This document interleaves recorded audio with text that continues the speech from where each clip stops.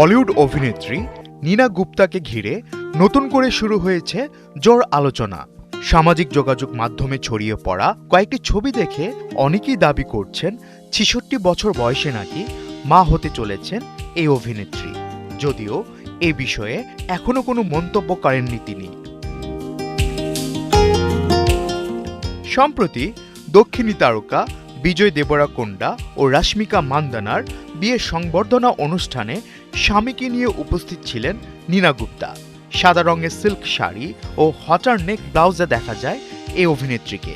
সেই অনুষ্ঠানের কয়েকটি ছবি সামাজিক যোগাযোগ মাধ্যমে ছড়িয়ে পড়তেই শুরু হয় জল্পনা। কেউ কেউ ছবিতে অভিনেত্রীর বেবি বাম্প লক্ষ্য করেছেন বলে দাবি করেন। এরপরই নেটিজেনদের মধ্যে প্রশ্ন উঠেছে, ৬৬ বছর বয়সী কি সত্যি মা হতে চলেছেন নীনা গুপ্তা?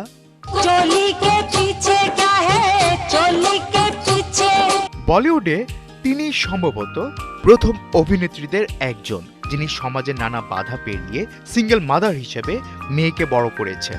তার মেয়ে মাসাবা গুপ্তার জন্মের সময় ব্যাপক আলোচনা ও সমালোচনার মুখেও পড়তে হয়েছিল তাকে।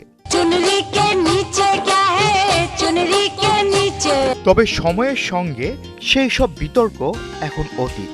মাসাবা এখন নিজের সংসারে ব্যস্ত, তার নিজেরও সন্তান রয়েছে।